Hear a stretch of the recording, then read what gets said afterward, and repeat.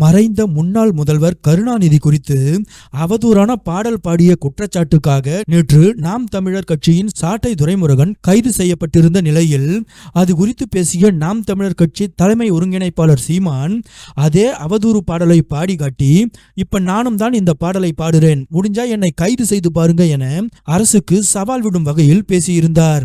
இது பரபரப்பாகியுள்ள நிலையில் நாஞ்சில் சிபி என்பவர் சீமானுக்கு எதிர்ப்பு தெரிவித்து தனது சமூக வலைதள பக்கத்தில் பதிவிட்டுள்ள வீடியோ இணையத்தில் வைரலாகி வருகிறது. அட உனக்கு என்ன, நீ பைத்தியம், பலதும் பேசுவ. சூரியனை பார்த்து நாய் குறைக்கிறதுனால சூரியனுக்கு ஏதாவது கேடு வந்துருமா என்ன? கண்டிப்பா கிடையாது. நாய் கூட்டத்துல ஒரு நாய் வந்து பயங்கரமா குறைச்சிட்டு இருந்தது அப்படின்னா மத்த நாய்கள் எல்லாம் ஒரு குறிப்பிட்ட காலம் வரைக்கும் பொறுத்துக்கிட்டு அதுகளுக்கா சுய அறிவு வந்த உடனே இந்த நாயை மத்ததெல்லாம் குதறி கொன்னு போடும். அதே நிலைமைதான் இங்க நம்ம கண்கூடா பாத்துட்டு இருக்கோம். ஒரு 30-35 வயசான உடனே சில பேர் அறிவு வந்து ஏன் இந்த நாய்கள் கூட்டத்துல இல்லாம திரும்பி வர்றாங்க அப்படின்னா அதுக்கான காரணம் இதுதான்.